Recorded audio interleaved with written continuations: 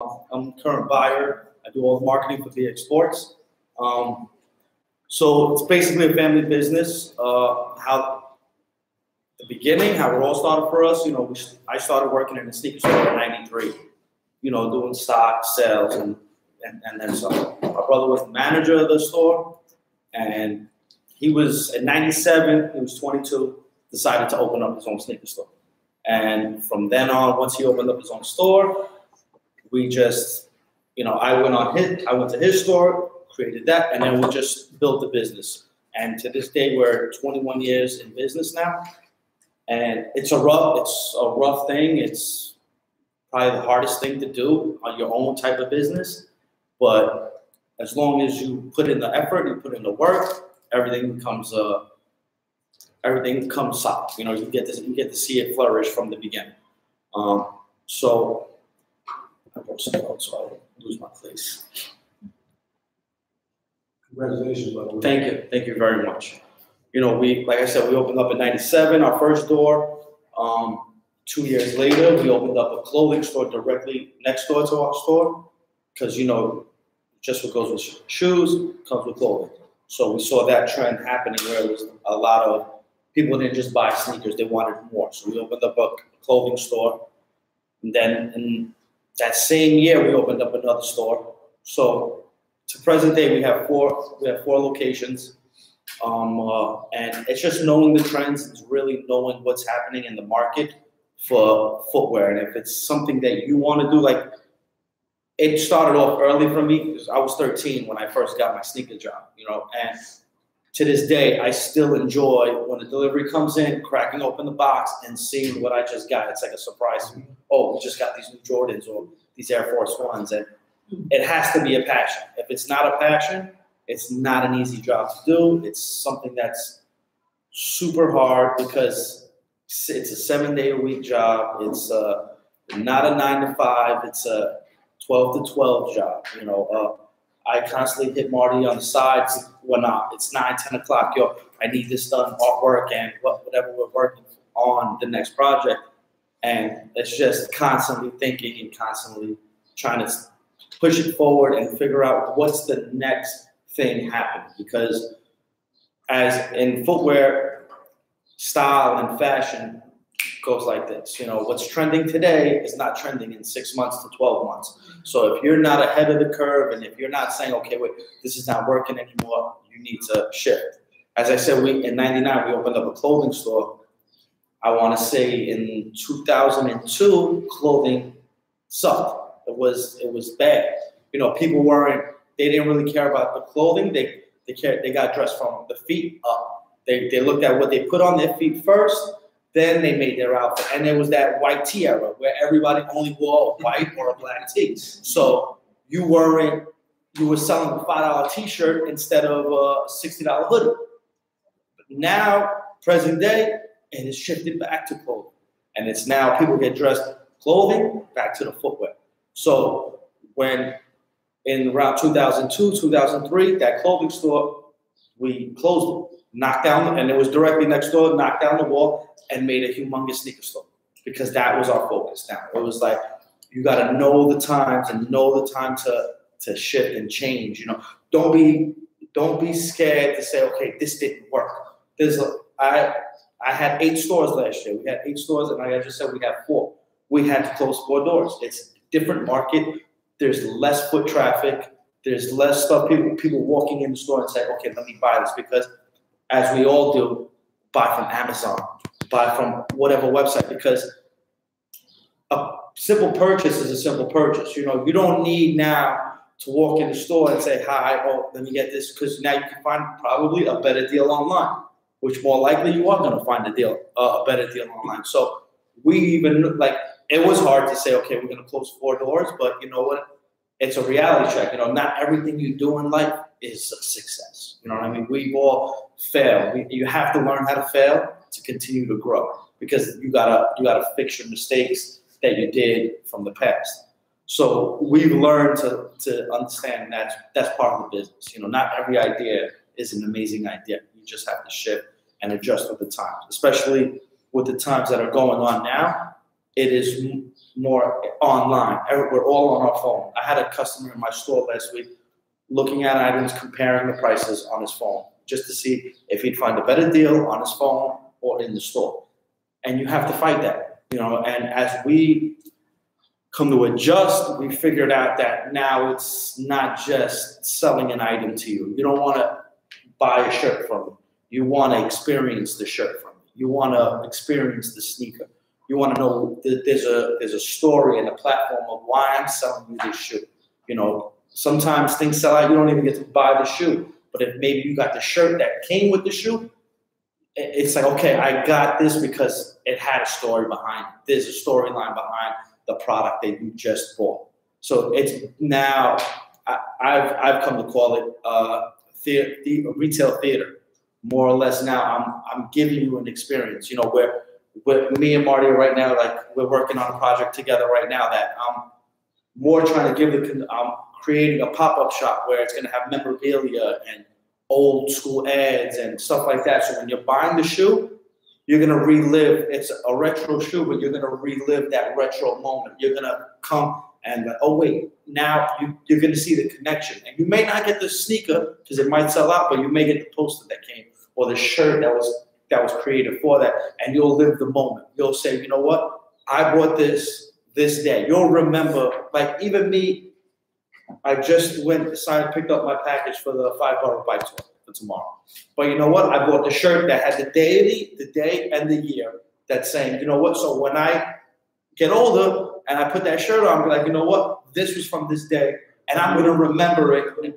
Yes, it's an experience. When I was younger, I had to buy a polo shirt that had the year on it. I had to say RL 97, 98 because I wanted that year. I wanted to make sure I remembered that moment. And that's how times have shifted because we can all buy online and just, that's it. I buy my daughter toys all the time. And big thing is we all know now Toys R Us is gone. Mm-hmm. Okay, why? Because they were just selling toys. Yeah. You could buy toys online, but they didn't give if they had an area where the kids got to enjoy the toy there maybe, or experience the toy there maybe, you know, it might have been a different outcome for them, you know, and those things matter. Those things, you know, you want to take home something. You know, when we all say, oh, the kids will never know what Toys R Us meant. You know, when we were young, you've seen the giraffe and you've seen all that meant something to us as a kid. They didn't do nothing. They didn't adjust to the times. And that's what we see, like what we have to do. So now every month or 2 months, we do stuff to create something for the consumer. So they're coming in saying, you know what? I'm buying this for that reason. Not just for the shoe, not just for the moment. Even brands, Nike and Jordan, they're all creating moments. They're all creating storyline to a shoe. Whether it's called a Shattered Backboard 1, because that's the day Jordan shattered the backboard in his college day, and they make the colorway to that. It's a storyline. It's creating this moment in time that you're going to say, that's why I bought the shoe. That's why. So the business has changed, you know, and it's just adjusting with the times. You know, when, you know, opening up a sneaker store, do I suggest that for anybody? No. Honestly, I don't, because it's got to be a passion. Like, I grew into it. You know, my brother started it. I jumped on the train with him, and I haven't got off the train. But it is one of the hardest things to ever do because it's just countless hours and countless knowing what is next. And getting to indoors with these big companies, Nike and Jordan and Adidas, it's not an easy task, especially now. You see a lot of people, you know, reselling shoes is a big market right now. You know, it's a big thing, you know, and that's a constant, like even people reselling shoes is a constant thing that they have to not stop. They take a day off, they're not getting paid that day. They're not getting paid because you have to go to the day. Today's Saturday. Today's a big release day. If you were not in front of the stores at 10 a.m. today or last night to get the shoe that came out today, you missed out. And then you missed out the resale, and now you're not eating the next couple of days or somebody in your family, you know, so it is a constant thing. And same thing with us, you know, we might not have to be there every day, as in to say that I have to be for every release, but you have to be knowing what's going on. Yesterday I was still getting shoes for a customer. I still sweep the stores out in the front. I've been in this business 21 years, but I don't think that's not something I have to. I feel like I have to do that. I feel like I have to be in the store every day just to know what's going on. It's saying that, keeping my ear to the street and knowing that this is what's happening. If I don't notice that customer foot traffic in my store is 30% down, and that's a big part of it. If I'm seeing like I'm not getting the same people in my door, so we've even refocused to do things for the community. Now, my main goal to get people in my store is to give back to the community. Is to say, you know what, I'm giving you this, guys. I want the next door. These buildings here. Buildings have 100 people living in them, 200-300 people. If you can get 25% of all of these buildings, you got a good business. But you got to give them a reason. You have to give. We're in this business to make money, but we have to give back. We're constantly donating something to somebody. Constantly just trying to give back because people would like to support that. I believe. They see I'm not just here winning off of your earnings and your money. No, I'm giving also back to everybody who is helping me live.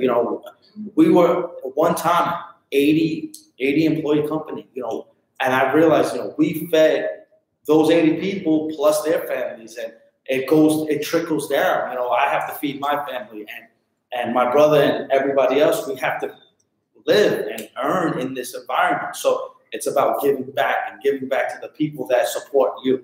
You know what I mean? And that's the main thing I've realized if we don't give back to those people, then why should they support me? You can walk in a Starbucks and all of these big box stores that the owner doesn't know, and that's fine. But why am I giving? Why would you want to support me if I'm your neighbor? You know what I mean? And that's the one thing I think is the hardest thing is for us to support each other. We don't help each other out.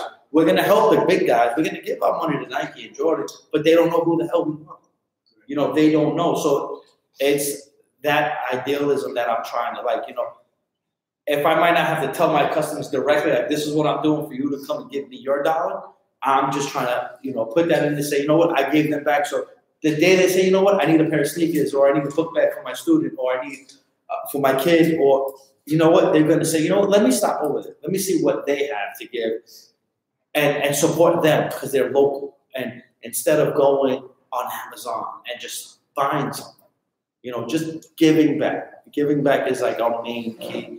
And just giving the consumer an experience to let them grow within our company. We've been in business 21 years. I've seen kids from infants to now work in my store. Their parents were buying them shoes, and as they got into 16, 17, their parents said, "Oh, my daughter's looking for a job." No problem. It's not. You don't need to fill out an application. Come in. Don't worry about it. You know what I mean? You've grown with us. We want to grow, and we've seen those workers now become teachers and become so much more, but still come to us on a random day and say thank you because you guys helped us out. You know what I mean? You guys put us in a better position, and it's giving back. You know what I mean? We may not be donating, but we're still giving back to those people that are in our circle, that are in our community. Well, you do donate. Yes, we Why donate. not care? A lot to Why Not Care. Anything more he needs. The sneakers, he's donated to Why Not Care. Yes, we've donated tons of shoes to Puerto Rico, 2 trips. I think a good amount, and then we also help with the New Balance thing. So we're, any way to help, you should help. That's how we see it. They also just sponsored a baseball team that we did with Angels of the Night. Zane in the barbershop. They sponsored one of the teams and give shirts to one of the teams out there. So it's always like the little things that matter in the community. So what strategy do you have? What's the best marketing strategy? You think it is to appeal to a new customer and then a good one to appeal to an old customer? Because a lot of times with brands, there's really no brand loyalty. It's like you said, someone's always looking for the better deal. Well, the way we've been marketing, since we're always on our phones and that kind of stuff, we used to run cable commercials every year. You know what I mean? We used to do Bronx those little, all throughout the Bronx. Like if you're on Verizon or anything like that, we used to have a little local TV commercials, which we see like those furniture commercials, neighborhood commercials. We did that, and there was a point that TV is almost obsolete. You know, there's people I know that don't even have cable. They use YouTube, or they have Netflix, Hulu, and stuff like that. So we've adjusted to say, because we're probably, everybody in this room has Instagram or Facebook.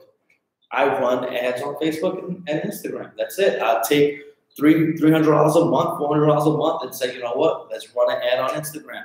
And from a YouTube video or a YouTube ad, now I run YouTube ads. So if I put a regular YouTube video up on our BX Sports channel, I get 100, 200 views, you know, in a long time.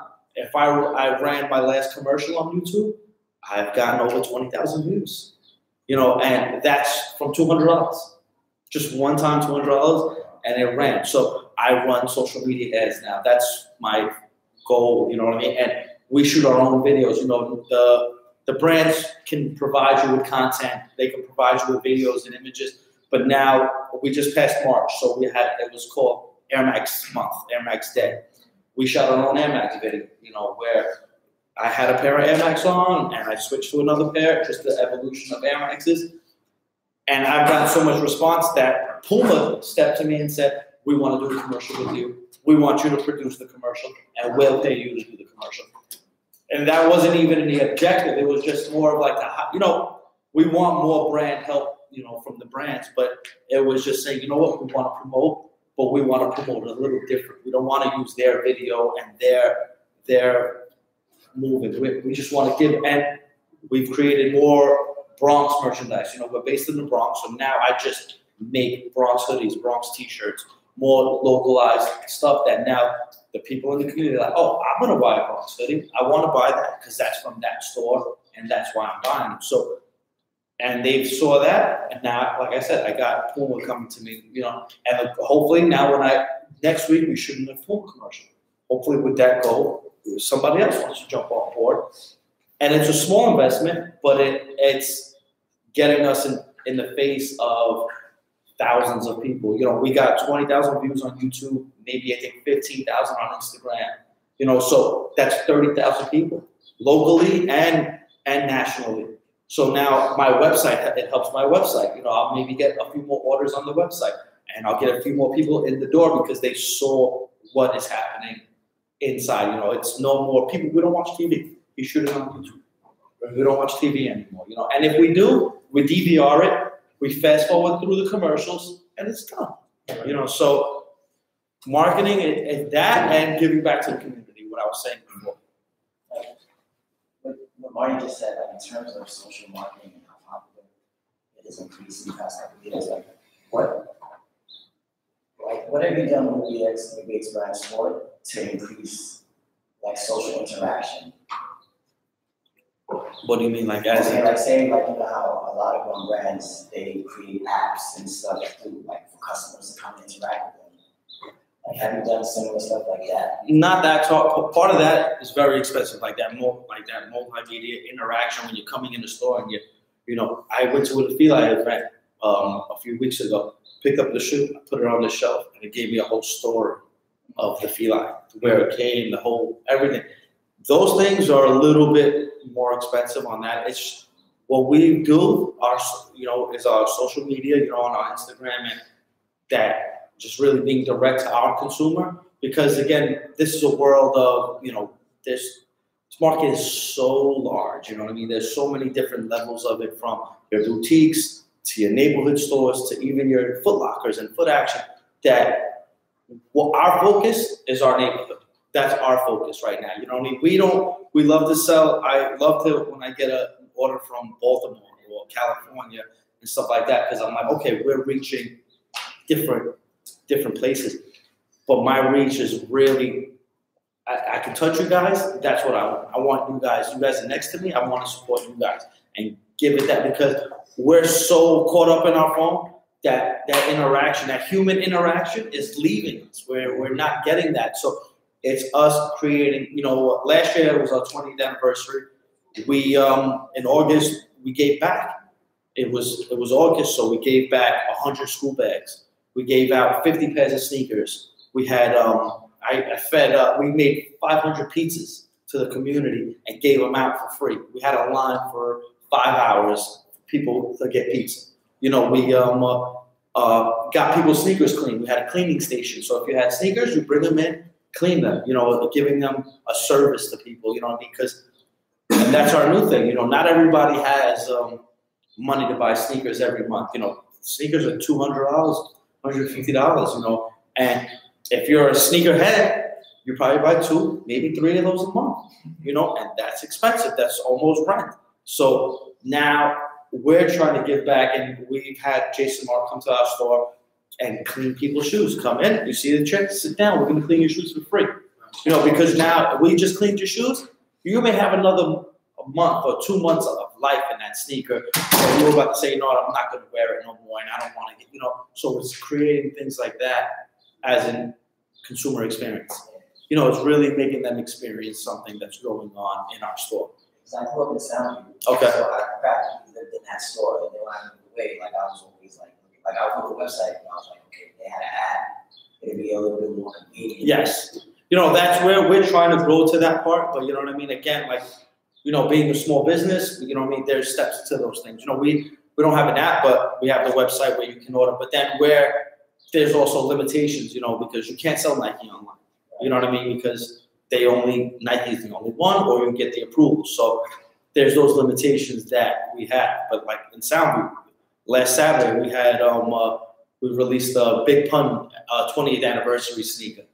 So we had his wife, two of his kids, and the consumer got to experience that. I had a kid from Boston come, didn't even buy the shoe because we sold out of his size, but was just happy to be in the same building where they shop as a family. And it's that experience that we're really trying to grow. You know, that's the one thing we do know is like a lot of guys like you're not going to live in Soundview forever. You want to grow. We all want to grow. You know, we may start off somewhere, but the end goal is to be somewhere else, you know, to be in a better position, so that's what the other step is.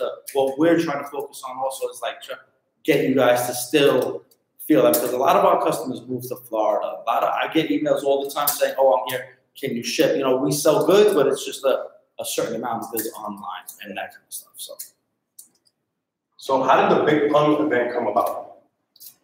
It was funny because it was just relationships that I've grown out throughout the years. So one of my customers, he works for a record company, called me and said, "Al, you want to do this event? I know. I don't know how you feel about Ewing and stuff like that, because we've had the brand in, but we stopped carrying it." And I was like, it just made sense. You know, Big Pun, Soundview, Bronx. It just made sense. So he connected me with the owner of Ewing. And one conversation, 7 days later, it was literally that Saturday before the event, I got the phone call to set up this event. And that was it. It just happened off of relationships. And, you know, I build off honest. Like, you know, we try to be as most honest to anybody and everybody. So, you know, I've built great relationships with my customers. And this is just a guy who shops with me to this day. He might not be there on a monthly basis because they go about, but he said, "You know what? Let me give you a call. Do you want to do it?" Yes. And it was such a win-win. You know what I mean? We got over 1,000 organic followers on Instagram. You know, we had such a social presence that just our videos that we posted were getting 2,000 views with no advertisement to it. You know, so it was just getting. I probably got over 100 DMs about the shoe. You know, and again, like I said, the kid from Boston just came. 2 people from Boston, 1 from Philly. You know, people traveled hours to see this, and it was just for that moment, just to live that moment, to take a picture. I had a kid online with a Big Pun tattoo, you know, just to show his wife, like, look, this is how much I love and respected your husband. And it just came from that, you know, blessings. That's how it came. It seemed like it happened like just like that, because I'm friends with Liza. Okay. And you know, go back and forth sometimes, and she might share some stuff that she's working on, and it seemed like it was just so under the hat, and then it was just like boom, it was there. And I was like, wow, you know. Well, that again, then that's a way of, so that's a marketing part also, because even with like using music, if I say I have a single coming out this week, by next week the single is old. You know what I mean? It's already old. And people don't want to hear it no more. They want the next. You know, music comes out so fast.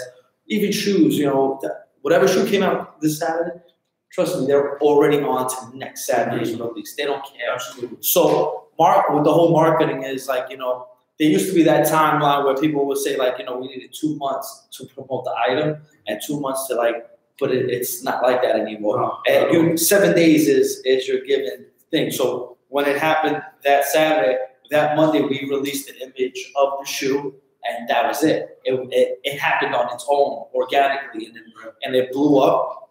5 days came, that Saturday was here, it dropped, sold out, had over 100 people come, had to turn away people because I didn't have enough pairs, and that was it, you know, and that's how all of these, you know, that's how it's done now. It's done on a 7 day base, because you forget. You go on Instagram right now, you go back off.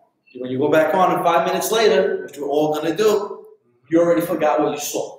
You already forgot that last stream. You're already on to the next stream and trying to figure it out. Like, oh, okay, that's it. It's just with certain things they ingrain in your head, as it may be a shoe coming out. They're gonna constantly put the same shoe up. So now when it's there, you might not even like the shoe, but you've seen it so much that you're like, I have to buy the shoe. Because then I'm not going to be involved in this sneakerhead world and this culture.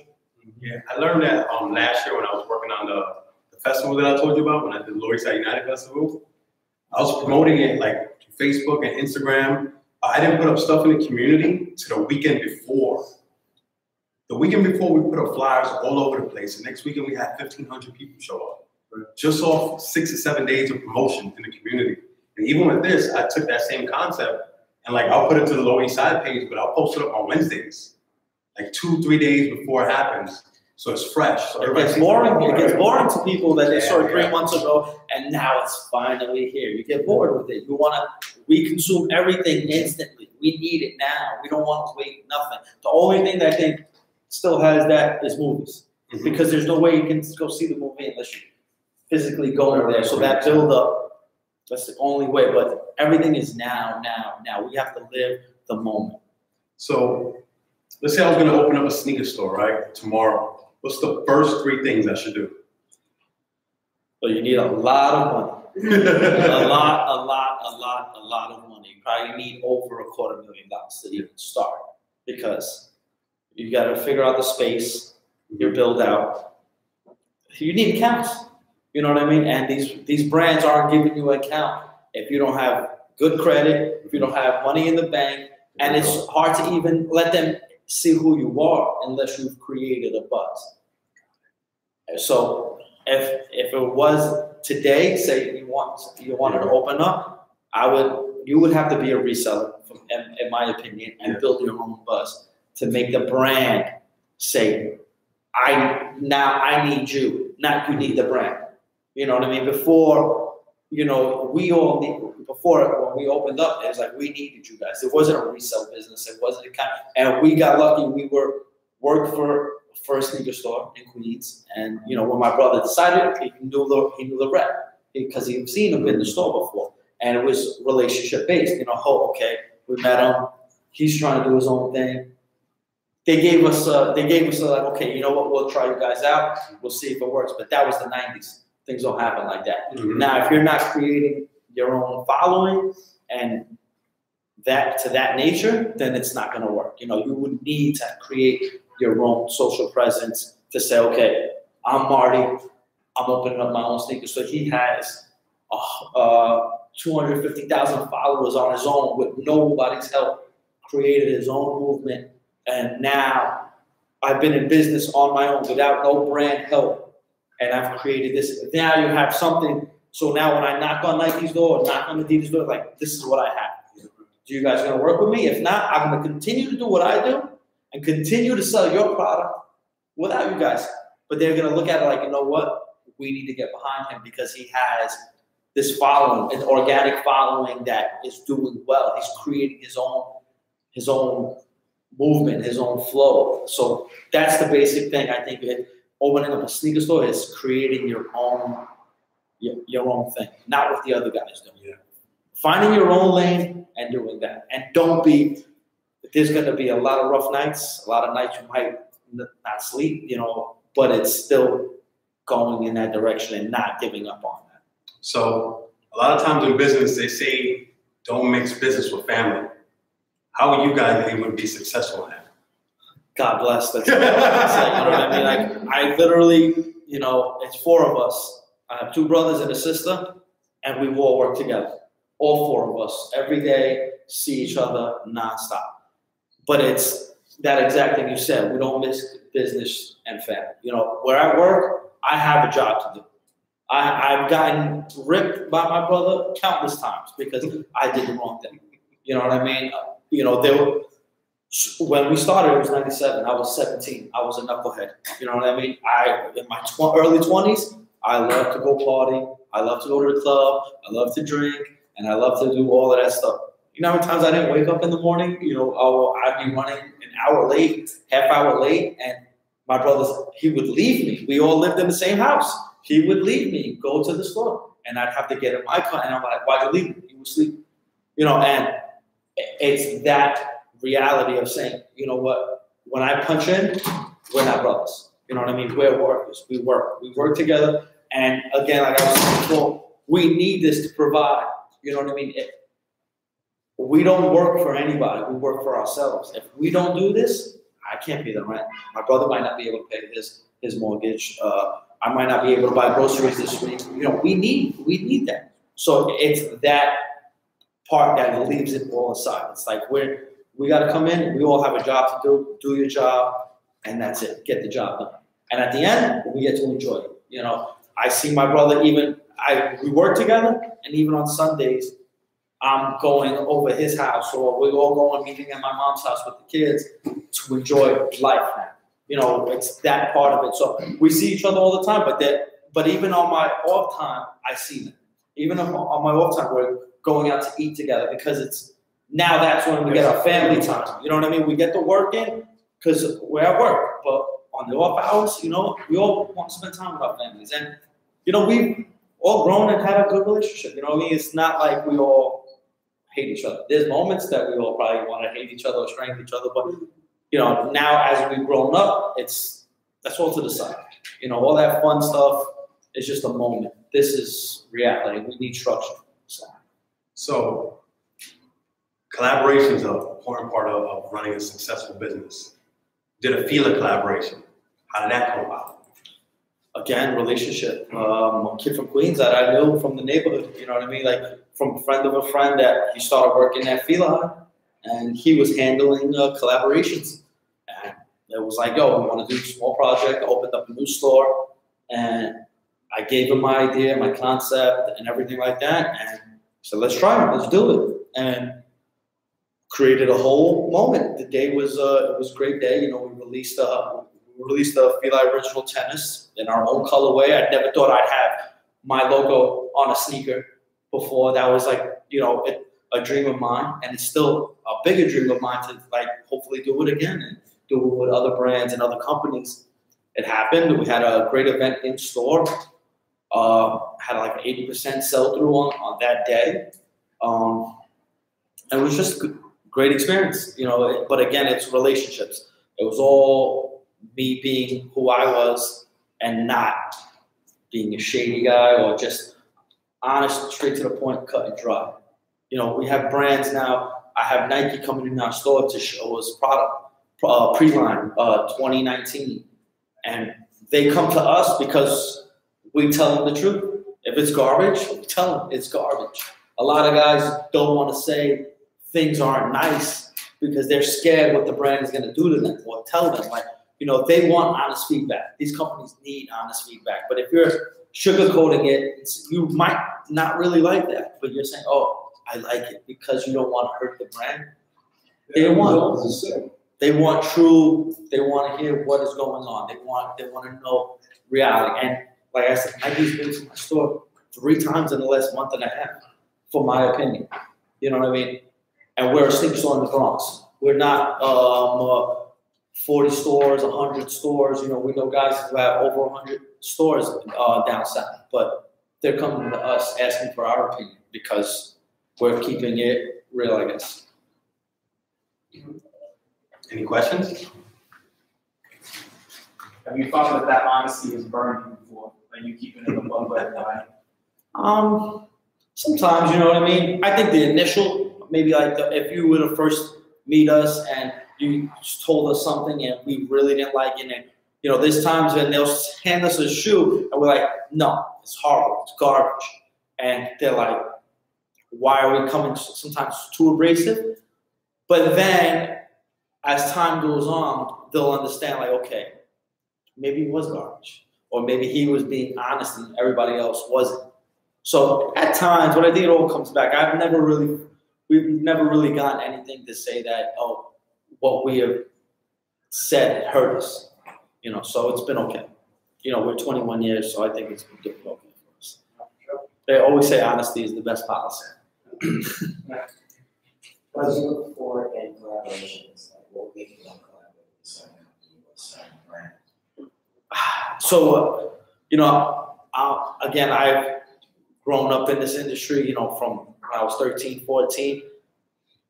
I'm not just a Nike guy or an Adidas guy or a Jordan guy. I love shoes. Like I've said, I collaborated with Fila. Then I think I was, you know, I love, you know, Jordan and Nike is like, you know, it's amazing to us. You know what I mean? I collaborate with any footwear brand because I love shoes. You know what I mean? If I can create the story and the tie back, then I'm fine with any brand because it's embraced, it's the culture, it's what we are. You know what I mean? I'm not the guy who just wears Nike or just those certain brands. I want to do, if I can collaborate with every footwear brand out there, I'm happy to do that because it's one-sided. I don't want to be one-sided kind of guy. You know, you gotta put yourself out there. You know, some things might not work. You might drop the ball and not create the nicest thing, but that's fine. You know, we have to learn and we have to experience that. How do you adapt to the reseller world? I think that's a good question. So it's weird because we know, so when I have a release coming, there's those moments that, you're like, your line might be 80% resell and then 20% real customers. So it does hurt us because, you know what, there's, like I say, I want to be for the community and I want my customers to get the shoe, not just the resale guy. So it's a fine line, you know, it does work on us. Sometimes we'll do raffles, like, you know, when we were getting the Yeezys and stuff like that, what I do is I do a raffle. So now every $25 spent in the store gets you an extra ticket. So you can get one free ticket, but if you spend if you give back to us, we're gonna better your chances in getting the shoe. So we'd have neighborhood guys come in, maybe not shop until they know the raffle is coming, and spend $200-300 in the store because they're supporting our store, but they're getting themselves 15 tickets. Now they have 15 chances to get that one shoe. You know, so we may give out 500 tickets, you know, 15 tickets out of that 500 and less because of the certain size that you're picking gives you a better percentage of getting that shoe. So when we were dropping the Yeezys and on a raffle, we were getting a lot of our customers winning. You know, we would get a couple of resellers to get the shoe, but if the percentage is 20% resellers and 80% true consumers, we were happy. You know, that is, you can't beat the reseller market because they're gonna crowd. That's their job. That's their livelihood. You know what I mean? Which I don't get mad at that either. You know what I mean? They need to make money. They're entrepreneurs on their own right. They're trying to be successful in what they're doing. So for that part, I don't mind. I think that's a great thing, especially I see 15, 16-year-old kids doing this, juggling, you know, and I've done sneaker con and stuff like that, and I've seen what these kids, they're entrepreneurs, they're businessmen, but they're small, you know, 15, at 15, I was going to the basketball court trying to play basketball. thinking I was gonna be in the NBA, you know. And these kids are hustling to get shoes, you know, and I commend that. I think that's great. You know what I mean? As a business person, I just try to give to my consumer and try to get them. So I try to give it back to where I find it how I can let them get it easier for them, as in still supporting my business and my company. So how has it affected you though? Like in terms of business? I know a ton of resellers that go out and then just trying to buy as many as they can. Well, it doesn't really affect, because at the end of the day, if I had a line full of all resellers, that means I sold out. Right. That means so it doesn't hurt my bottom line, because I get it direct from the company. Yeah. So me having an account with them, I'm selling out. My profit margins are at 100%. Right. I'm just saying in terms of like, well, I guess you kind of explained it already, because you're trying to feed the people in the community. See, so that's the thing. So now if I was just giving to resellers, so if you came to me and say, yo, Al, I want to buy 24 pairs of the Jordans that come out the set, and I'm like, okay, here. And now, everybody here is my customer here. And now they're all coming to me asking, I'm like, oh, I sold out. They're like, the shoe didn't even come out. Right. Now, next week, when the next shoe comes up, they're not even going to come to me. Right. They're not even going to want to give me $20 for a t-shirt that I'm selling, because you know what? I'm not giving them the shoe that they want. You know, I have guys come in, they're like, all right, I didn't get that one, but I did get this one. You know, oh, I didn't get this one. But they, you know, if their average is 2 out of every 5 shoes that come out, they got home run. They're happy. They know that there's a chance. They know that I'm not like playing with the numbers. Right. So let's say I'm starting a clothing line, right? What should I do to get it in? Because you're a buyer. So what advice do you have to clothing lines for you to pick up their brand and put it in your store? I guess it would be the same thing. Like I said, if you're starting your own business, create your own following. You know, create something that I'm not like, you know, so people will come to me and show me their brand. And it's a little harder for me to take on smaller companies and smaller brands. But I would look at their following. Okay, am I hearing their brand in the street? Am I seeing their brand on social media? Am I seeing their brand out there? So it's kind of creating your own buzz and just creating your own exposure and showing people like, this is what I got. And now I want to buy into it. You know, I buy into Jordan, I buy into Yeezy, because I see that hundreds of people are lining up for this shoe. So if I get hundreds of people lining up, why wouldn't I buy into that? Because now I know I can have a sell-through. There's, you know, with brands or smaller brands, a lot of brands, sometimes they do a consignment, which I think is good for the brand, but it might be harder for them to put up the goods and not get no money back. You know, that's the hard thing to do. So, but then it's no risk on a business, because now we're like, okay, I don't know your brand. I don't know if it's going to sell out, but if I take it and I sell it, great. Because now the next time I sold out of his goods, you know what? Don't worry, I don't need consignment. I'm going to pay for it, because I already saw how you did the first time or the second time, and we just keep it going like that. So I got my store open, right? I got some clothes on one side, I got sneakers on one side. What's the best way to get customers to buy a shirt and a shoe? What do you think would be the best strategy for that? Where I place it on the shelf, where I put it in the store? That's where it comes to now, your employees. You know what I mean? I think employees, if you have good employees, works. You know, when people come in and you don't, you know, I always thrive my work to say hello when the customers are walking in and goodbye when they're leaving. You know, how are you? How was your day? You know, because it's interaction. I come from the 90s, so I come from, you walk in, hi, you need help? Can I help you with that? You know, that's it. I teach my workers now to say, how are you? What's going on? Start up a conversation with them. To now, it's almost like fooling the customer, because now they're in conversation mode.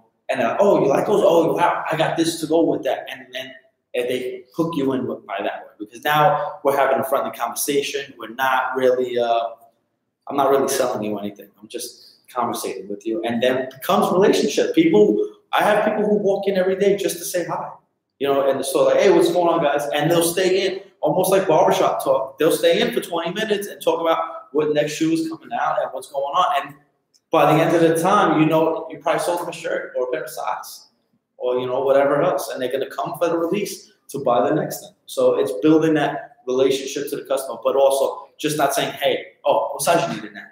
Don't give them that, because they can go in, like you can go to Amazon, pick your size and see you later. They want a conversation. They want to know what's going on. What I've noticed with like online compared to like the actual storefronts is there's always a restock online. I've never seen physical restocks in store. Like, do you walk, like, why is that? So online is very frosting. So you don't really know what. So a lot of things, like say with Amazon, there's a lot of things that are below. When I'm selling something, I have it at regular price, and I see it. They have it below, you know, 30% off, and it's a new item. Or you just don't know what's physically in stock, though. I can say restock, but there'll be 2 sizes available. You really don't know what the warehouse has. You just don't know that. But they're promoting it like that. So once you click, it's a clickbait right now. That's what I could put a headline. You click it, they get paid over clicks, because now I can go to an advertiser and say, okay, I have 1 million hits on my website. Do you want to advertise? Okay, let's advertise on your site. Now they get paid twice. They get paid from the consumer and from an advertiser. So it's almost clickbait. You know, Amazon has a lot of things listed, but they probably don't have the size in stock. Or they might have a size 14 only, or 7.5, 7, the size you don't want. You know, because if you're seeing stuff is so low, is it really physically that? Do you know anyone who wouldn't buy it for that certain price? You know, so it's not really true. You know what I mean? You just don't know how true it is. So how do you motivate the staff? Like, how do you keep them riled up? How do you keep them engaged? How do you keep them saying, hey, what's up? Good morning. How you doing? What do you need? That's all. Well, that's one of the hardest things that we have in our store is workers and nobody wants to work anymore. So nobody wants to put in that work. You know what I mean? It's a real different kind of before, when I started, I swept, I cleaned the bathroom, I got the shoes, I stocked the shoes, I did the register, I did everything. I hire you for sales. Oh, can you throw out you hired me for sales. And employees do that. And there's that line that you can't cross. You know what I mean? You know what? They might be right. You know what I mean? They don't mind getting unemployed. You know what I mean? A lot, like I've seen that part of it. They don't mind to get that. So that's like one hard thing. It's just weaving out the good and the bad. You know, we hire and fire all the time. But then I have one of my managers been with me, I want to say, since 2002. You know what I mean? So 15, 16 years he's been working with me. You get the good ones and you get the bad ones, but it's just weaving them out and keep it moving. You know, and then we have a lot of, we're a sneaker store, so we're not going to get the oldest guy that wants to sell shoes. We're going to get 16, 17, 18-year-old kids. So they're still learning, you know what I mean? And some kids, like I say, they'll grow with us and they become teachers and stuff like that. And they're appreciative of what we instilled in them. But then there's a lot of kids that just fall through the cracks because they don't really want to work. They just want to hopefully get a paycheck. So the manager who's been with you like 15, 16 years, are there like incentives for him? Like, because there's been growth for him. He's been there for so long. Yes, there's incentives, you know what I mean? There's that time of the, at the time of the year when the holidays are here, but then we're also flexible, because we're not this big corporation. If he needs a week off or he needs something urgent, don't worry about it. We understand. Go take care of what you have to take care of. We've had a lot of people that family members become sick and they can't work for a week. We've had, people get pregnant and they won't be able to work for 6 months, 8 months. Don't worry. When you're ready to work, come back. We'll take you back. As long as you're a good person and you're honest, we're fine like that because you see the owners. You know what I mean? It's not like, again, you don't know who your owner of the company is. You see us in the store, like I'm in the store 3-4 times a week. Even if it's for an hour, 2 hours, my workers know who I am. They see me, and there's a relationship that's grown from that. So What's the best, like you said, you hire and fire people all the time. What's the best approach to firing somebody? Because then if you do it the wrong way, it falls into like legal action and stuff like that. So like, what's like the best advice you give to a store owner who has a new store owner who has like employees they got to get rid of? Like, we always write down what's going on. So if you're late, there's a lot of that. got it. You know what I mean? You can come late 3-4 times. There's a lot of that, and you know, again, we're small, so we'll give leniency. You know what I mean? But we still log everything. We write everything down just in case they want to say, oh, they fired me for no reason. We'll have the email thread of like, oh, the manager sent this. This is what we have, and you just have proof.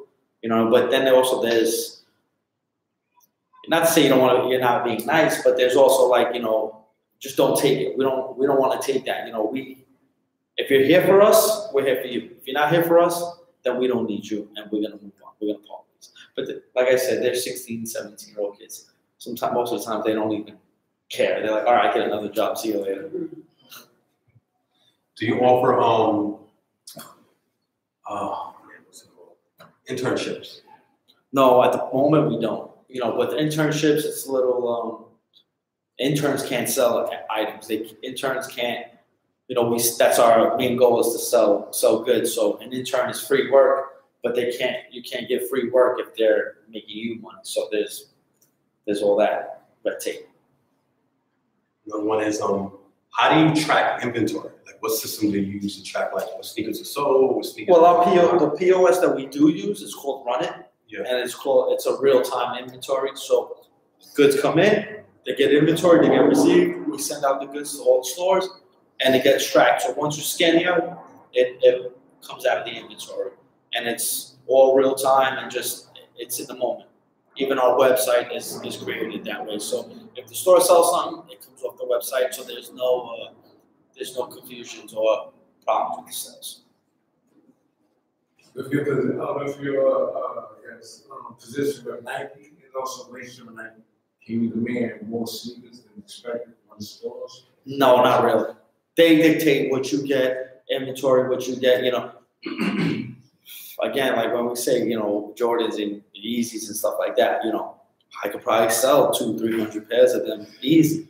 But they're not gonna give that to you just because you want that. You know, they always give you, depending on the type of door you have, you know what I mean? That's what they call like your business. They'll call it a door. If it's a high volume door, then you might get 6 extra pairs or 10 extra pairs, but they're not giving you that because then again, it hurts them. It hurts their brand on the whole too. So if I got 200 pairs, then the other guy down the block from me got 100 pairs, and another guy down the block got another 100. Now we're talking about 400 pairs in this 2-mile radius. There's not that. I always say there's not that many cool people in this world. You know what I mean? Like, you know, the cool is 5%. You know, the way we do our business, I always say, you know, it's like pizza. You know what I mean? There's 8 slices to a pie. You know, if I look at the cool person is 1 slice, the mom and dad is another slice, the kid who's going to the gym is another slice. You know, there's so many different parts of a sneaker that I sell. You know, they sell the sneakerhead. I sell the guy that doesn't care about his sneakers. He just needs a pair of tennis shoes to put on and go to the store. And that's it. Then I got the guy who goes to work and then needs work boots. Then I have the mom that wants to buy their kid the cool stuff or the nice stuff. So I try to cater to all slices of the pie. You know what I mean? So I'll have a little cool, I'll have a little generic, I'll have as much as I can have to that. So you have boutiques that just cater to the cool kid, that get all of the limited releases. But not, like, again, not everybody's got $200 to spend every week, constantly. If they do, they have a great job. They have an amazing job. So the Jordans are one part of the business, but there's also everyday business. There's also that Skechers person that comes in that needs a pair of Skechers, a pair of comfortable sneakers. You know what I mean? A pair of New Balances, that they're a nice, clean pair, that they're not chasing the trend. So that's a part of the business, which I would love to get even an extra double my amount that I would get in, but it's fine because I always say that there's Monday through Friday business, not just Saturday business. You know, Saturday business is great because it gets you good numbers, but Monday through Friday is also strong because I can get a shoe in January. I'm not going to sell out in January, but I'll sell a good 3-4 pairs every week till the month of March. That I had a great sell through. You know, things don't sell out anymore in 7 days, even 30 days. You know, I mean, things take 60 to 90 days to sell. You got to be in there for the long term and just get all your platforms of making money. So I can make money off of the Jordan here, I can make money off the Skechers here, I can make money off the New Balance there. Boom, now I'm getting all platforms and I'm spreading myself out. So I'm not focused on one thing because last year, as in being into sneaker, you couldn't sell a pair of Jordans last year. Last year, Jordans was sitting on the shelf because Adidas took so much of a step up that it kind of like pushed them back a little. And I was sitting on Jordans, but Adidas was going out. And for me, they shifted back. Now, I don't sell out of Jordans in 1 day, but I sell out of Jordans in 7 days. And Adidas, I'm not selling that much unless it's a Yeezy. So it is shifted, and so the market shifts. You know, there's no loyalty in brands no more. You know what I mean? Before I was younger, I didn't want to wear nothing else except polo on my body. Now I sell Adidas sweatsuits with a pair of Jordans. I sell Puma sweatsuits with a pair of Felines on the feet. They don't care about matching brands to brand. There's no loyalty. They just want the color. That's all they care about. So it's just spreading yourself out so you can make money all across. What's your ultimate goal?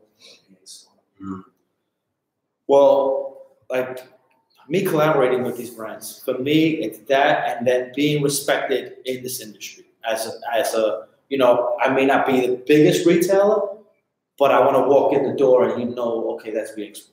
You know what I mean? Like I take a little pride when Nike comes and asks us our opinion on 2019 product or North Face. We pre-line with a lot of the brands, and for them to ask us what we're going to do in 18 months, what's our opinion, if there's things we can change, things we can do. For me, that's great because I'm getting respected by my peers. You know, and growth. You know, as long as I can continue to grow, continue to provide, you know, that's the ultimate goal. Because I love being in this, but it's also, you know, I also enjoy when I can go home and relax and get away from it and give time to my daughter and that kind of stuff.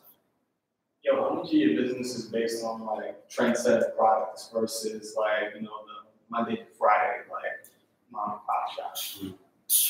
As a number, I probably like the trending product, that's probably going to be like 25-30% of it. But it's also not just the sneakers, you know what I mean? There was a time where people wearing really long shirts, you know what I mean? And, you know, and that kind of stuff. So it's just being, so, okay, I need elongated shirts. Now, you know, there was a time where a $5 white tee was all we needed. Just making sure you got that $5 tee.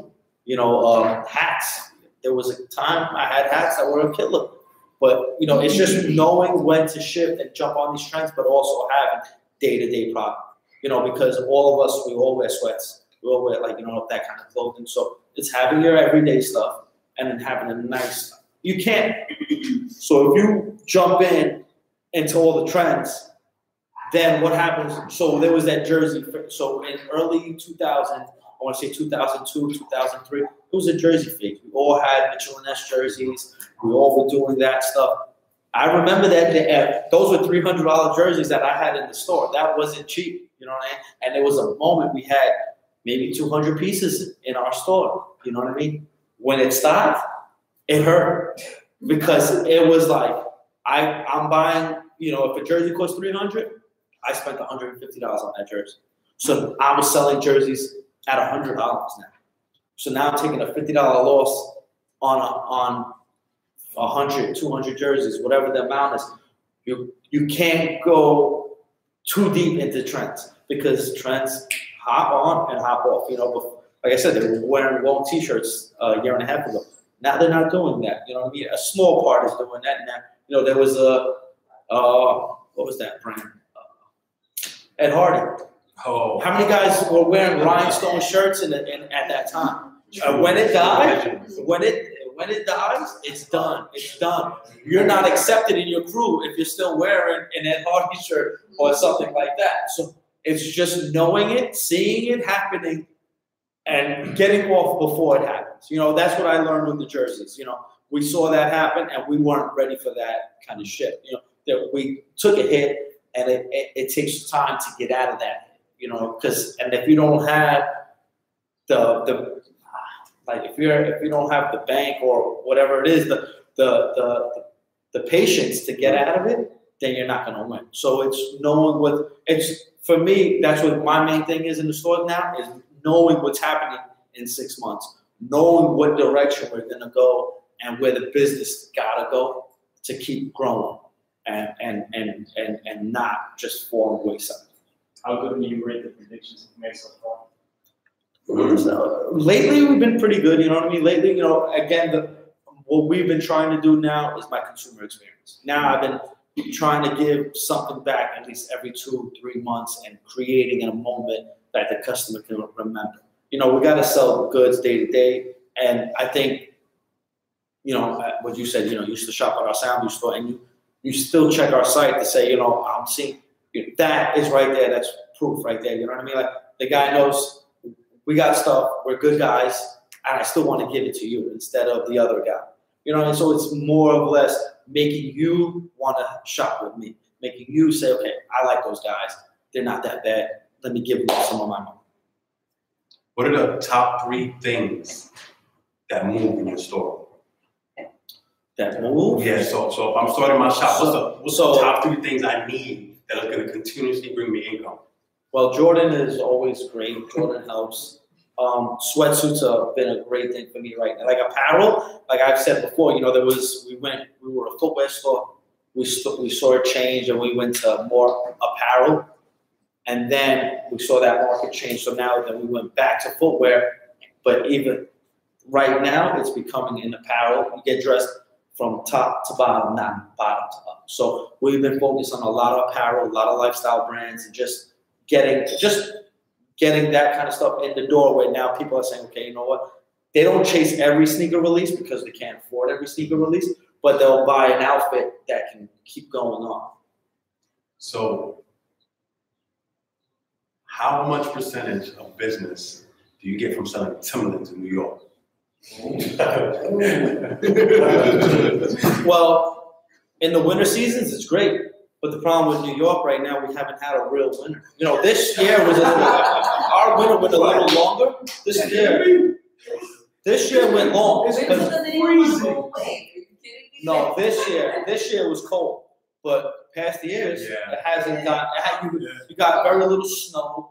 You know what I mean? And so it's been like a month, 2 month business. This year was good because we got to sell coats. You know what I mean? Like you got really to sell coat. But even boots, you know, you got your classics. You got your Tan Tims. You know, you got your field boots that people always buy, which is a great percentage. But then it's like it's a 2 month business. It's a small window. So it's 2 months. It's in, it's out. But Timberlands do sell because I got guys who buy Tan Tims right now. You know, we're getting an order of Tan Tims coming in soon. There's just that guy. They don't mind. Getting the ticket to that pop-up shop. Yes, well, I don't have the ticket, but you'll follow us and you'll see when it's happening. It's definitely going to be something. It's definitely going to be something dope. It's going to be something new. It's going to be an experience. Where is it going to? Is a pop-up shop in Manhattan? Well, it'll be in the Bronx. So we're looking to. It'll be where our store is on White Plains Road. We're literally going to probably do it outside the store, but have a shop out in the street. Like we're gonna create a container. It's gonna have like a little museum type of stuff inside. You know, we haven't put anything out there yet, so you'll see like around the June 1st, you'll start seeing some promo. That's where you started Soundview? Well, we have 4. So our first location is on White Plains Road. The second one was on Soundview. We have a third one that opened on Jerome and Gun Hill, and then the 4th is by Yankee Stadium, that mall. There's a Gateway Center Mall over there. Where that's our 4th location. So besides Timberland, right? What has been like the most? Because Timberland, they don't really change the model. Tim is a Tim. Is there any other brand out there that's basically had the consistent model and has been in your? Because Timberland, you've had to have since day one. Yes. Is there any other thing besides like a Jordan? Because some of this is the Air same Force thing. One, like Air Air Force One for me, I continue to sell white on white Air Force Ones all year round. They're just a staple. You know what I mean? Colors, certain colors do amazing, certain colors don't do anything. But Air Force One, you cannot beat that shoe. You know, even Superstars, white and black, Adidas shell tops, great shoe. You know, there's those classics for everybody. I still sell Reebok classics with the white and gray on the bottom. Still sell them to this day. You know, 574 New Balance, still sell to this day. So each brand has their staple, that shoe that sells. It's just the moments. Each of them have real good moments. Yeah. And there's that time it hits and it checks. Has the change in I guess going back to the weather, it seems like we just skipped spring. Yeah. And you know, how did that affect your business? Because I mean, I'm assuming that you stopped for the spring. Yes. Usually we stopped last year. So the way buying goods happens, like winter is finished in January 1st. So we start getting spring goods January 15th, spring hits. You'll start seeing short sleeve shirts and all that stuff. Sure. By February 1st, you should be in the transition. For us, we know that's not true because New York is totally different. So we always push our winter back to about February 15th, March 1st. Okay. And then put our goods in for March. Because I always say, I think it's Easter is the time that people are ready for that change. So we kind of, you know, we have spring goods in February and stuff like that, but we really go out and bring our goods in by March, because that's when we see. So if in January, when it comes, we don't order too much. We try to keep it light and not too flooded, because again, when I say that, you know, trend 7 days, you got 7 days it's in. So if I have something in my store floor at January 15th, February 1st for spring, but when you're ready to go spring shopping and put spring clothes on in March, you're gonna be like, this thing's been on the shelf for a month. I don't want that. I want something new and fresh. So we try to push back our months and go in the later times. So did it affect you? Because the weather's been kind of crazy. You know, we've been getting goods in, but not really. You know, because we would, like I said, for me, I love selling coats because so winter is a great time because everything's more expensive. You know, coats are more money, boots are more money. So those are higher priced items. You make more money. Mm-hmm. So we don't mind, and then we don't mind having a better sell through. Thanks, bro. Thanks.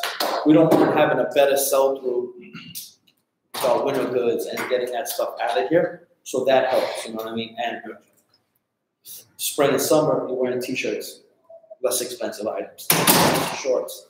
That's all a lot less expensive. So we just hold off, and you know, you just got to be ready. You got to be ready for the switch. So now it's 80 degrees out. You have to be ready to say, I got my spring goods out. Let's put it all out, and then pull back all on the outerwear. Right. So do you do like data tracking in your store? Because there's a thing where, because I work with a lot of data companies, right? And what they do is they basically track or they monitor like where a customer goes. So do you put like specific things in certain places as a marketing tool? Like, for example, do you put laces on the counter so people can buy laces and see it when they check out, or socks by the counter? Is that like a marketing tool that's important? Yeah, it's all product placement. All helps. You know what I mean? Saturdays come. You know, there's our front table. New items are out there. The stuff that just came out is right there. You know, lacing, socks, shoe cleaners. Those are all items you grab with your hand. That's all at the counter, because you know you're gonna see. Oh, you know what? I need a cleaner. Let me grab this. Here you go. And that's it. You know. So yeah, product placement always helps with where you're putting down the goods. Yo, how have you found in the past 20 years, like, the Bronx government or local government has helped support you as a small business? Mm-hmm. So all these areas that we're in, they have local bids, which is a business and improvement district. So they do things for the, you know, sometimes they'll have a fair, you know, on Jerome Avenue store, every September they have a big fair where they close the street they have a concert, you know, bring your product out to the middle of the street and sell goods like that. They do, because they clean the streets, they clean the areas of your store. We have graffiti on our gates, they're cleaning it before we even notice it there. You know what I mean? So the local areas, depending on, you know, the district and how good the bid is how good the area is, you know, because there's a lot, you know, our Soundview store is a little bit more street and a little bit, you know what I mean? So it might not. Our White Plains Road store is a lot more cleaner and a lot more, you know, diverse. So they kind of like, they're really on top of that area. Certain areas are faster than others, but, you know. I have a question. So you started at 17, right? Yeah. Were you scared when you started this family business? Was your family scared? And if so, how were you guys able to overcome that fear? Well, my brother started it. So he was 22 when he started. And I asked him, like, you know, how did you want to open up a store at 22? And his answer was, you know, I was selling shoes since he was 13, 14. And he was like, he just wanted to see if he could do it. He didn't know he was going to do this forever. He wanted to be an achievement. Say, oh, I can open up a store. I can do it. And I did it. You know, and when he did it, when he opened up, I was 17, so I really didn't understand the parameters of opening up a store and that kind of stuff. I was like, oh, wow, we got a sneaker store. Oh, I'm about to have everything I want. I'm about to get everything new and everything fresh, and I'm good, as long as we went to work. So for me, I was a little naive, more or less, to that, but my brother just had a goal and wanted to achieve that. And as he achieved that, more goals came in line. And then it was like, all right, now let's see, can we do 2 stores?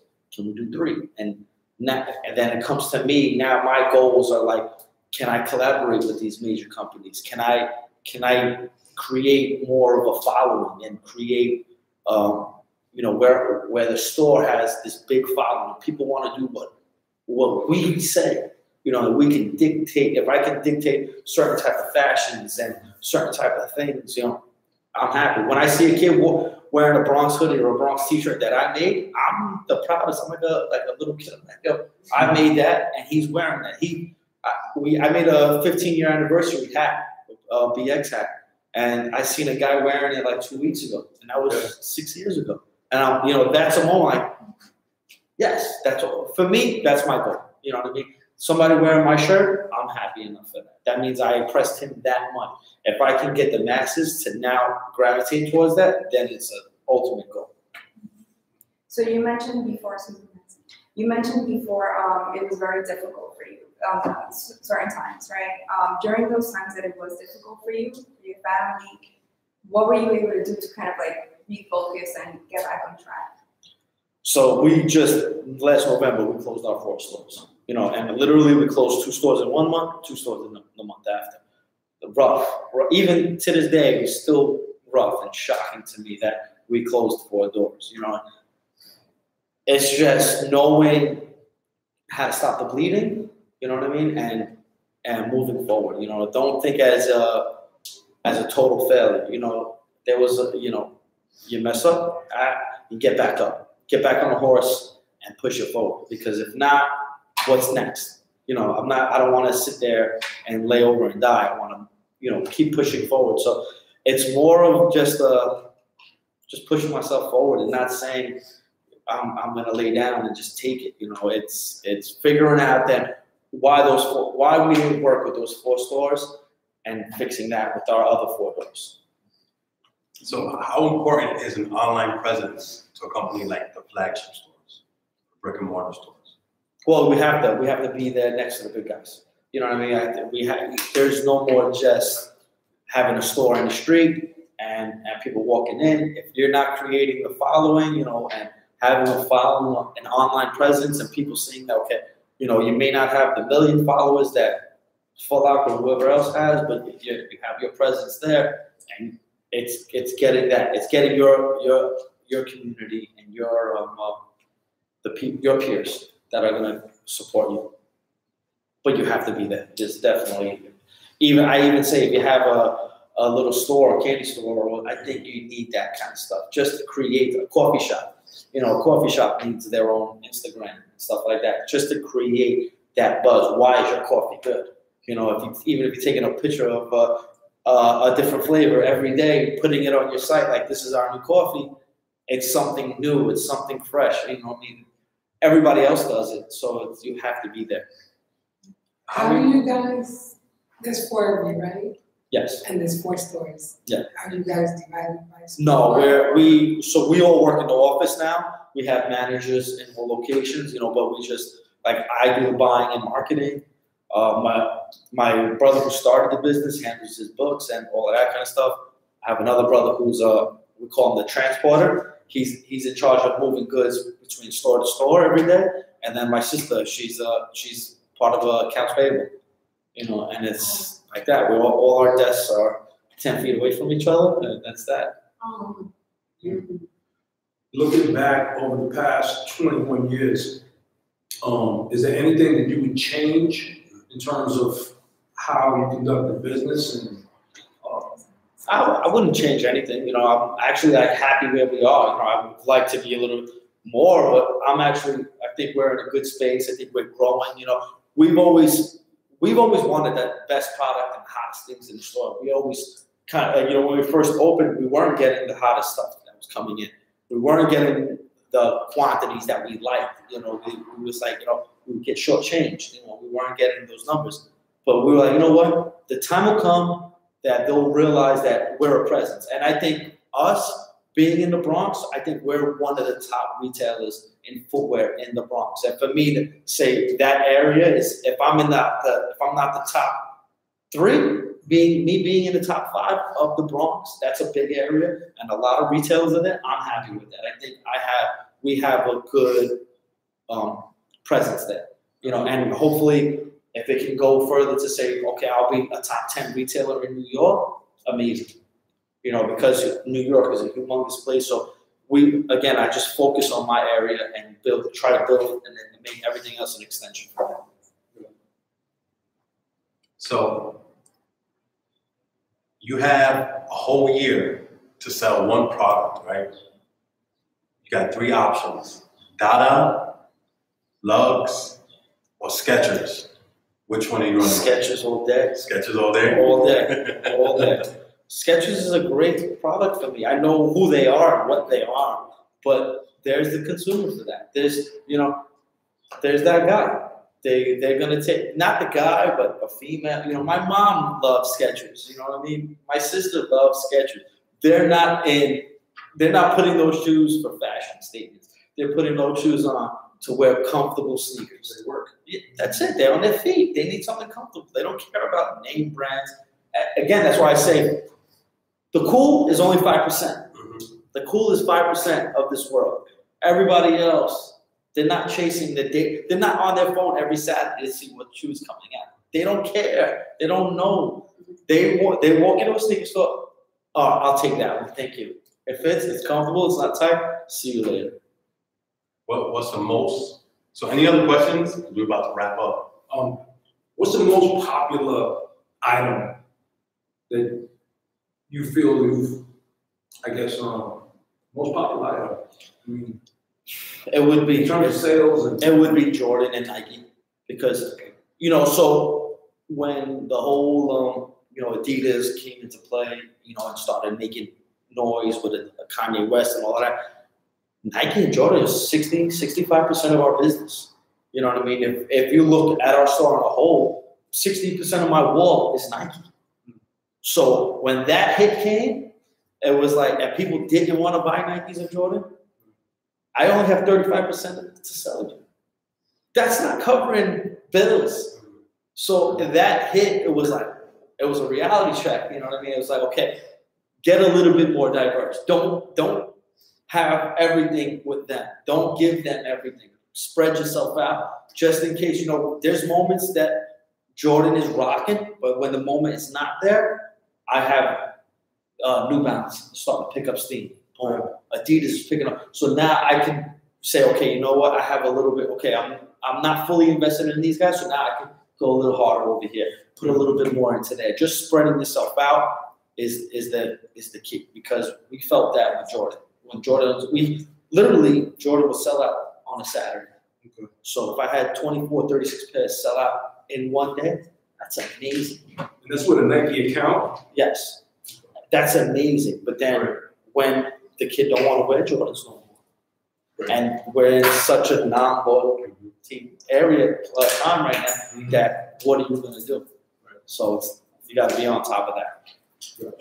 Let me ask you something. You said you're all in the office and you have managers of each of the locations. How do you make sure that the people working under the managers are always treating people like, hi, how you doing? How you? We pop up on them. I pop up on the stores, you know what I mean? And you know, like I say, I'm in the stores probably like 3-4 times a week. And if I'm not, you know, I listen to everything. You know, just yesterday I had to go get a shoe for a customer. You know what I mean? So if I'm in the back, I'm still watching the front. I'm still watching what these people are doing. And it's just really keeping an eye on that. You know, and when I go, I see customers that I haven't seen in a while. And they'll tell me, oh, I love this girl. She's great. She helps me out all the time. And it's just that, hearing what the customers are talking about, you know. But it's being in your store. If you're not in there, then you're not going to know what's going on. Yeah. If I sat at my desk 6 days a week and didn't check in on anybody, then I wouldn't really know. But me and my brother, or both of my brothers, are always in the store. You know, the transporter, he's in the stores every day. You know, me and my other brother, we pop up on random stores, random times. They don't even know we're showing up. But like, hey, if they're not working correct, and then we have to also maintain a look in our stores. You know what I mean? Like I'm always on top of how the store's looking, how product is displayed, where they have, we've gotten new shirts in, and I saw one of my stores sold 9 pieces over the weekend, and then another store didn't sell nothing. And I'm like, why is that? So when I went, they had all the shirts on one arm, not displayed, just right there. The other store that sold the 9 pieces had them spread out, made matching little outfits, and told a little story to the consumer. So I had to tell them, spread the stuff out, get it going. So if I'm not in their store physically, I wouldn't have seen that. All I would have saw was numbers. All I would have said, oh, these guys aren't selling. Okay, and that's it. So it's getting in the store, seeing what they're doing. So what's the hardest part of being a buyer and marketer for a store? Like, what's the biggest challenge that you have to deal with day in, day out? And you're like, oh man, not this again. Well, it's knowing the trends, knowing what's going on, knowing what the consumer wants as a buyer. Because as a buyer, I buy 9 months in advance. Mm. So right now, I'm literally seeing spring 2019 and holiday for 2018. So I have to know, and if I don't know like I said, these trends finish so fast in 3 months. If I don't see where it's gauging and know where it's going to go in 9 months, then we're going to be done. How do you go about like just staying on top of those trends? In terms of my wife argues with me a lot that I'm always on my phone looking at, I'm on social media, but I'm doing it. It's almost like a research. You know what I mean? I have to see where everybody's going. I have to feel like I have to get this feeling. Okay, the market is getting saturated with this product, and I'm starting to see other guys. You know, if I'm looking at the cooler guy, you know what I mean, and I see what direction they're going in, the guys underneath are going to start to follow in later. So I have to watch those things. So I'm constantly on my phone, constantly looking at what people are wearing and what people are getting tired of. Number one step.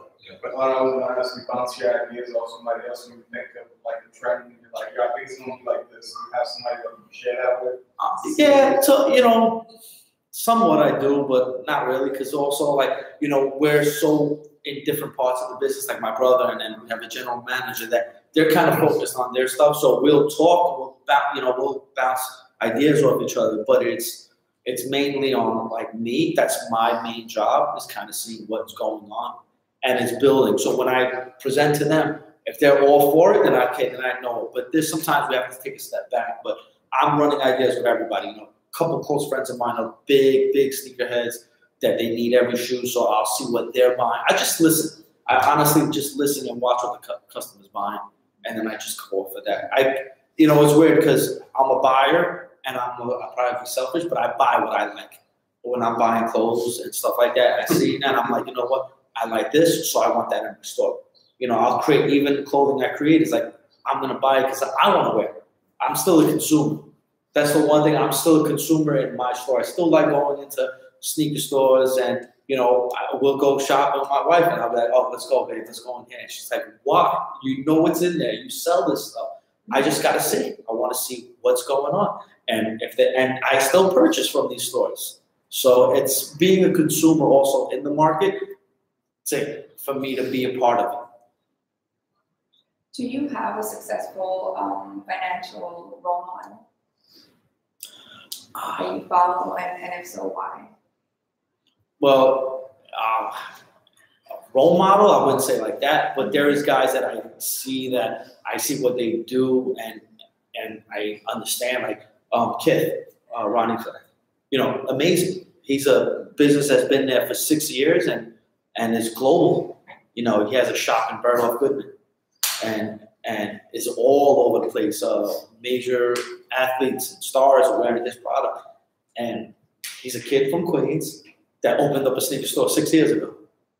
You know what I mean? And has transcended, gone way further. Even you look at a brand like Supreme. It was a little skate shop and in the 90s, and now every Thursday there's a 200-person line, and the hoodie will resell. $100 hoodie will resell for $600-700. And it's that kind of thing that can just happen to somebody. So I look at brands and I look at stuff like that. Off-White Virgil with Nike. This guy who just came. He started with Kanye, designing for Kanye West, and now head designer at Louis Vuitton. These guys are just regular guys that started off with making graphics on T-shirts. Little prints, but kept going, didn't quit when it got bad, and kept going, and it has grown. So I look at those guys, and I just, I wouldn't say they're role models, but I look at them and see the passion that makes them not quit. And it's that makes me say, you know what, I'm here for 20 years. Let me do another 20 years. And that kind of stuff, even if it's on a smaller scale, I may not be as large as them one day, but I can still do it in a small scale, still feed my confidence and enjoy life. Would you let your daughter come into the business with you when she got of age? If she wanted to, I wouldn't mind it. It's not like I'm doing anything bad or anything like that. She would just have to understand, like, the long nights. If my daughter wanted to work, she's starting off as a stock person. She's starting off in sales, and she's not going to get anything given. Because even me, like, when I went to work for my brother, he didn't just say, okay, here's a store and you got a store. No, we're helping customers. You're getting the shoe, you're receiving the shoe, you're stocking the shoe. And I was doing that at 17 till 20, 21. And then he started, okay, let's start buying together. And I became a buyer for the store. And some things were great, some things would be a hit, some things would be a miss. But it's just that going through every aspect part of the business. I've done accounts payable, I've done invoicing, I've done receiving, I've done buying, I've done it all, so I can understand the complete shoe business, because it's not just about selling shoes. There's a whole other world. What was the worst, buy you made, and what was the best? It's like, man, there's so many. Yeah, there is. Besides the jerseys. There is. The jerseys was a rough time. I'm trying to think. Jerseys. That was a rough time. But then it was also, so when we had like the clothing store, there was that urban fashion was real heavy. Rockaway, Sean John, Pele, Mecca, all of these brands we were heavily invested in. And it was a time that we couldn't sell none of it. It was white tees. It was white tee season. Everybody wanted a white t-shirt. JC was just wearing a white t-shirt, and he had Rockaway, but he was just wearing a white tee, and that was it. So there was that time that we were fully invested. We had a whole store with all of this urban fashion, and it just died. Just one day died. But then we adjusted, but even like the jersey, it was bad, but then it was good for us, because before jerseys hit, before the Mitchell & Ness, me and my brother jumped in the car, drove to Philly to the Mitchell & Ness store, where it's just a regular jersey store, and their warehouse was in the back of the store. We went with, I want to say like 10 grand, and I was shuffling through boxes, oh, I want this jersey, give me this one, give me this one, and we bought. They couldn't even open an account. They weren't in place like that, where we had to pay cash for all our stuff at a wholesale price, and got it. We were one of the first retailers in New York to have it. But once Iverson was on the slam cover with the Irving jersey, it was like, and you know, I had customers that would buy for him and his friend. Like, oh, my friend's not with me, let me get that. Buying 6 jerseys at a time, spending 300 times 6 off of one sale. So I would make $2,000 off of one guy. Like, God, it was amazing, and that went for a good like year and a half. Non-stop, every week these guys would do. You know, listen, they were my drug dealer customers, and they were those guys. But it was an amazing time. It was just like, and once we did that trip once. We built a relationship. Then we just had to make the phone call. What do you got available? I got this, and this. All right, get it. And it was thriving so much. It was great. Number one top selling Jordan of all time. It would be the 1s and the 3s, because every time, you know, a cement 3 comes out, you know, you're blown by. But 1s are like probably right now, it's like your hottest Jordan right now, because no matter what color is not fair. Worst Jordan? Oh, I would say 21, 22, 23, maybe 19. I'm trying to remember these numbers, but yeah. 19 pretty much. Yeah, because I'm a fan of the 17. I'm a fan of the 18. I think the 18. But the end Jordans are like the worst Jordans, but they don't retro them anyway, so it doesn't really hurt. What's the name of your stores? Do they all have the same name? Yeah, BX Sports. Okay. And what made you name that? Well, you know, all these. Because we want to be known for that area, so we wanted to be like, you know, we're in the Bronx, you know, so we like BX. And then we first started. I can't say the name came from that, but we started in a store called Sports Lane in Queens. But I don't know if that had any relevance to why my brother named it that, but it was just like BX Sports. Oh, you named it alone? Yeah. Do you ever think about branching out, like into Manhattan?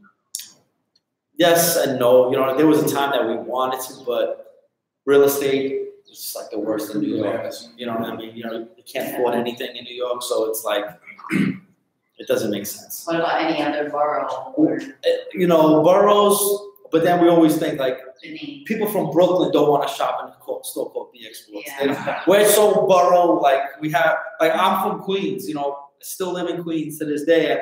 You know, I've spent most of my life in the Bronx, but I'm Queens. You know what I mean? Like I you know, so it's weird. Like I know how New Yorkers are. We don't want to mess with nobody else. So you know, if you're from Brooklyn, I don't want to mess with you guys with the Bronx.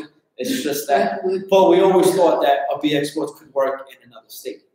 You know what I mean? So there's those options. It's just, we always say that, how are we going to put somebody over there to really like trust and that kind of stuff. So it's building to that, and then getting the trust.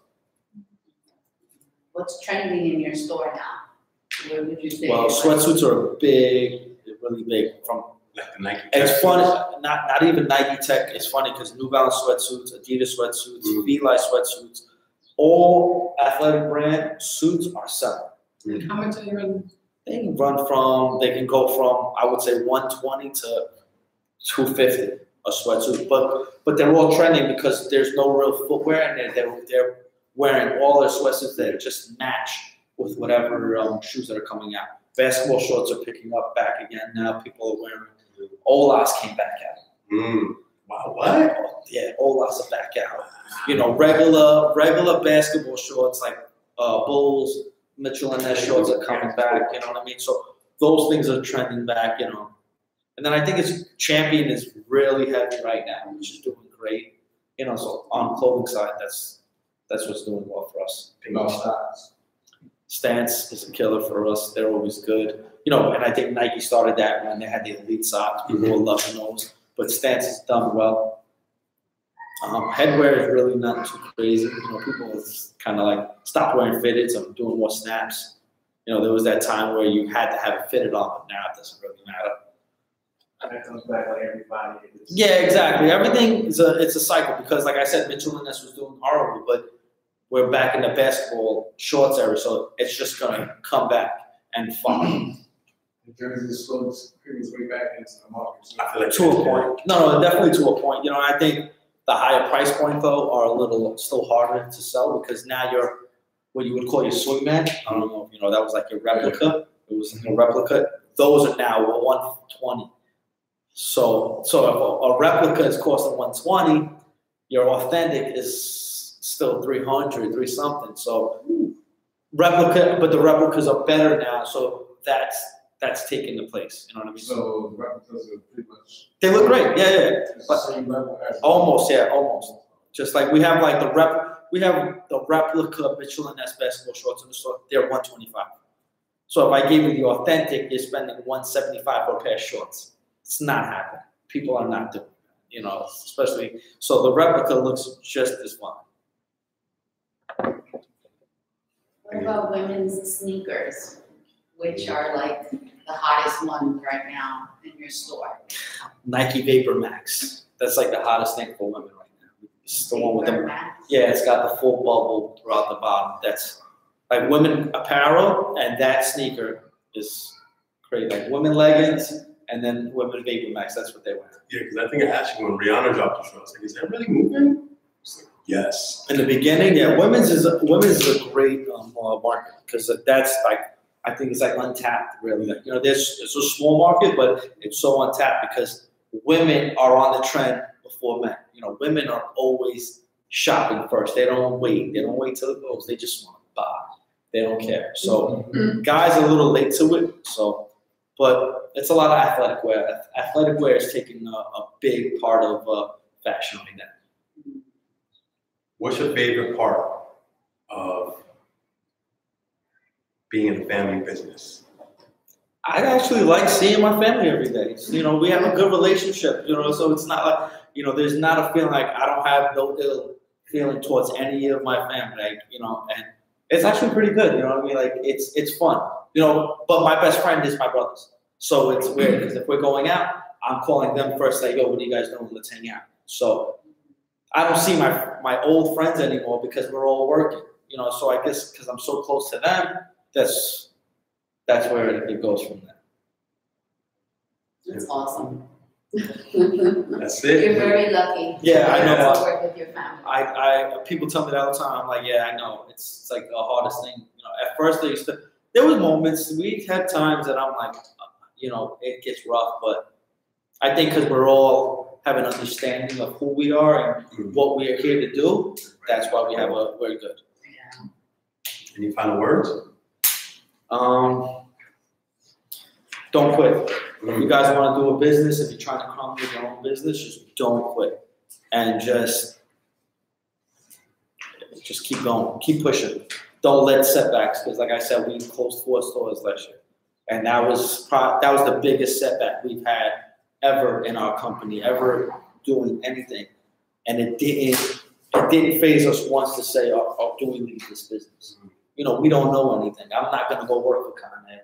I'm not going to work for any other thing. I'm going to do what I came to do, and that's it. You know, if this doesn't work, I'll figure something else out to make it work. Over. Don't quit. Just keep going. Whatever it is, whatever you strive to do, don't quit. Keep the finger on the pulse. And adapt. Yeah. I think that's adjust the times. amazing. Thank you. No, thank you.